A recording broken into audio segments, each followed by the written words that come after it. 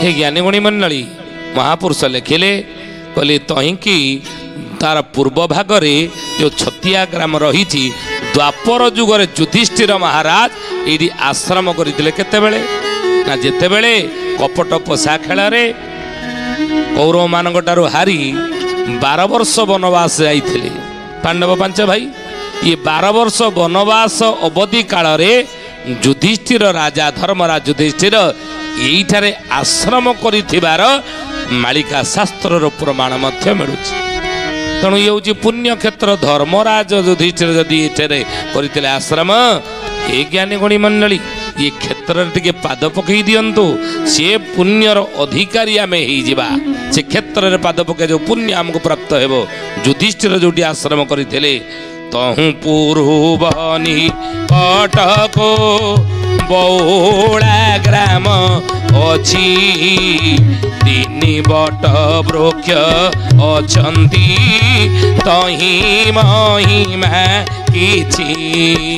तही महिमा किछि बाबू तही महिमा किछि तही महिमा किछि बाबू तही महिमा किछि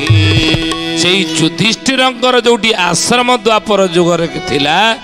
तार महापुरुष कहउचनी पूर्व भाग को पुणी 3टी वृक्ष रही 3 बट वृक्ष अछंती तही महिमा किछि 3टी बट वृक्ष बरगछ अछंती कलिजुगरे सेही बट वृक्षर महिमा महात्म्य जोगु लोक माने बहुत उपकृत हेबे आउ महापुरुष कहिले बेल बौल बरकोड़ी तही निकटे अछि हुंका स्वरूप नृसिंह तही जगी रही गोटे हुंका सेठी अच्छी आप खोजे से अमरावती निकटरे जो ग्रामटी रही बौला ग्राम एवं से बौला ग्राम महापुरुष कहते ता निकटरे 3टी बटवृक्ष रही आखपाखे जो गोटे बटवृक्ष मूले महापुरुष कहले गोटे हुंकाटी अच्छी जो हुंका को नृसिंह जगी रही एवं हुंका स्वरूप नृसिंह तही जगी से हुंकाटी बढ़ुची से हुंकाटी धीरे धीरे बढ़ुची सहज छोटिया कथा नुहे आश्चर्य असंभव लगुले गोटे जड़ पदार्थ धीरे धीरे बढ़ुची बोलिए महापुरुष अच्युतानंद जी की ज्ञानी गुणी मंडली सुधी जानी आज मालिका वचन आलोचन आम आलोचना करुचे विषय कौन ना ये ओडिशा भूखंड रे ये भली गोटे लिंब गछटी अच्छी ये भली स्थान रे जाको काटिदेले क्षीर परिवर्ते रक्त दिने बाहर बोली अच्युतानंद महापुरुष मालिका लिखिं आउ रक्त कले रुधिर बाहर तार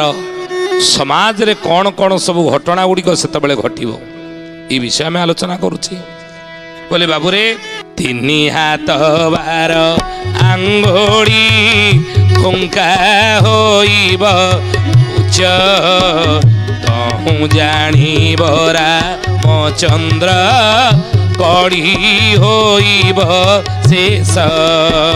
तहु जानिब रामचंद्र कड़ी होइब शेष तहु जानिब रामचंद्र कड़ी होइब शेष एबे भी से हुंकाटी अच्छी आप देखु सी हुंकाटी रही अनेक हुंका को पूजा करुँच ज्ञानी गुणी मंडली अच्युतानंद महापुरुष मालिकार लिखिले कलिजुग शेष समय संकेत से हुंकारु आप जानवे केमिति ना 3 हाथ 12 आंगुड़ी जेतबेले से हुंकाटी बढ़ीज कलिजुगे आप जानवे कलिजुग हे रामचंद्र महापुरुष कहते कली होइब शेष सेतेबेले कलिजुग शेष हेब बोली तू जान आज आम विभिन्न प्रकार मानसिक पूरण विभिन्न दिय देवता को पूजा करछे विभिन्न सिद्धस्थली की जाऊे नहीं कल्पपट्रे जाकि डोर बांधुचे कौन सी मंदिर जाकि पूजा अर्चना करुचे मानसिक करुचे अच्युतानंद महापुरुष मालिकार कहते जार जो कामना रही कहार जदि रोग व्याधि बड़ बड़ रही भल होना कि कहार जदि कौन ना कौन पारिवारिक अशांति परिवार देखा कि कार जदि कौन अभाव असुविधा रही दूर होना आर्थिक संकट होदि रही आपण से हुंका हूँ मालिका वर्णित से हुंका 3 हाथ 12 आंगुली कली जुगरे बढ़िबो से हुंका निकट में मानसिक करी आसतु ना देखिए समस्त मनोवांछा मनोकामना महापुरुष कहते पूरण हम ये बहु परीक्षित अनेकंर अनुभूति मध्य रही आहुरी संकेत कहिबी सुण राम गो पत तू जेणु अटु मोर दास तोते कहिबी सत्य तोते कहिबी सत्य बाबू तोते कहिली सत्य तोते कहिली सत्य बाबू तोते कहिली सत्य बोले बाबू रे आहुरी संकेत मान तते देवी जुग परिवर्तन हबार कली जुग शेष कौन संकेत ना उत्तर वरुण थिबटी वरुणा गिरीवर से निकट वरुणा गिरीवर कहले पहाड़ वरुणगिरी पहाड़ थिब शून्य ध्वजा दृश्य होइब नक्षत्र दिवसर दिन रे सेठारे तारा देखा देव जो दिन जानबू कली जुग शेष होई सत्य जुग आसीगला बोली कहले ये संकेत जेबे देखिबो राम जीव परते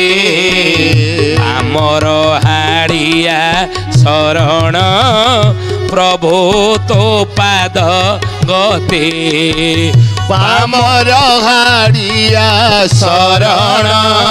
प्रभु तो पाद गते आमर हाड़िया शरण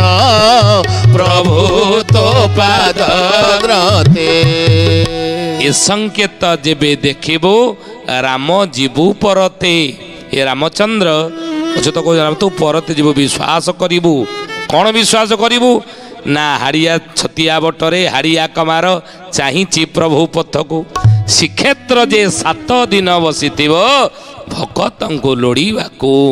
ये संकेत जिते देखिब ना हाड़िया कमार चाहिए बसी